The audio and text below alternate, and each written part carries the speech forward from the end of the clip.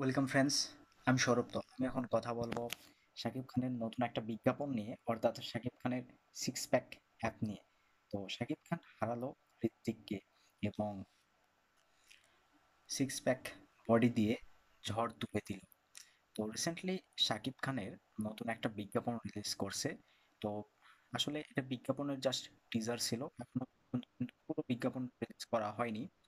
তো এই বিজ্ঞাপনটা কিন্তু রিলি অর্থাৎ লিলি যে সোপ মানে সাবান আছে, তো সেই সাবানের বিজ্ঞাপন যেটা টিজারটা নিয়ে আসা হয়েছে এবং টিজারে কিন্তু শাকিব খানকে শুরুর দিকে খুব সুন্দরভাবে প্রেজেন্ট করা হয়েছে, খুব সুন্দরভাবে দেখানো হয়েছে এবং সেখানে যে নায়িকা ছিল, তো সেটা কিন্তু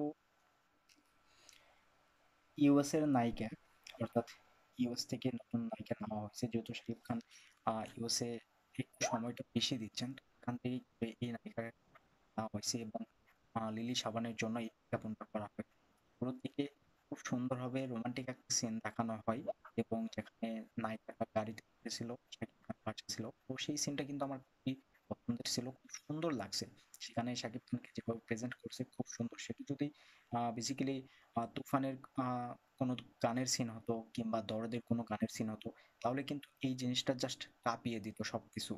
কিন্তু এটা জাস্ট একটা সাবানের বিজ্ঞাপনের সিন ছিল। তো সেটা খুব সুন্দর ছিল। দর্শক প্রশংসা করতেছে, শাকিব খান যারা আছে তারা প্রশংসা করতেছে। কিন্তু এর পরবর্তীতে একটা সমুদ্রের পাড়ে, অর্থাৎ শাকিব খানকে দেখানো হয় সেখানে সে শার্ট পরেছিল এবং শার্টের একটা বোতাম খোলা ছিল। সেখানে তাকে সিক্স প্যাক অ্যাপ দেওয়া হয়েছে, সিক্স প্যাক বানানো হয়েছে। সেটা কিন্তু ভিএফএক্স দিয়ে কিংবা কোনো নকল বডি স্যুট দিয়ে। তো যেভাবেই হোক তাকে সিক্স প্যাক দেখানো হয়েছে এবং এই জিনিসটা দেখার পর থেকেই কিন্তু শাকিব খান বা অন্য যারা আছে ক্রিকেটার্সরা, তো তারা কিন্তু এই জিনিসটাকে নিয়ে করছে আলোচনা এবং করছে বিভিন্ন আহ, আলোচনা। তো এর মধ্যেই শাকিব খান যারা আছে আর কি, তারা বিভিন্ন প্রশ্ন করতেছে যে কেউ কখনো শাকিব খানকে খোলা শার্টে একদমই দেখে নাই, কিংবা হতেও পারে যে এটা শাকিব খানের সিক্স প্যাক বডি, কারণ এমনিতেই সে দেখতে খুব সুন্দর, স্মার্ট, সুদর্শন। আসলে বেসিক্যালি বলতে গেলে এটা একটা সাবানের টিজার ছিল, জাস্ট টিজার ছিল এবং এখানে শাকিব খানকে যে তার যে বডি দেখানো হয়েছে এটা পুরোপুরি ফেক ছিল। আসলে কখনোই শাকিব খানের এইরকম বডি ছিল না, বা তিনি কখনো সিক্স প্যাক করে নাই।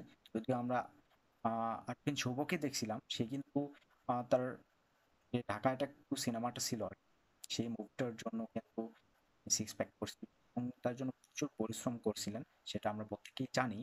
তো এটা অবশ্যই একটা ফেক এবং ফেক বডি দিয়ে কিন্তু এই জিনিসটাকে করা হয়েছে কিংবা ভিএফএক্স দিয়ে করা হয়েছে।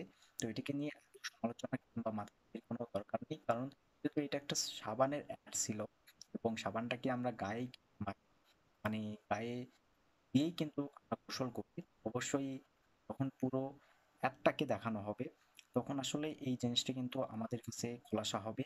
এবং এটাও হতে পারে যে এই জিনিসটা দিয়ে আসলে এই অ্যাডটা যে প্রচুর ভাইরাল হওয়া দরকার, কিংবা এই অ্যাডটা ট্রেন্ডিং এ রাখার জন্যই তারা এই জিনিসটা করছে, এটাও কিন্তু তাদের একটা বিজনেস স্ট্র্যাটেজি হতে পারে।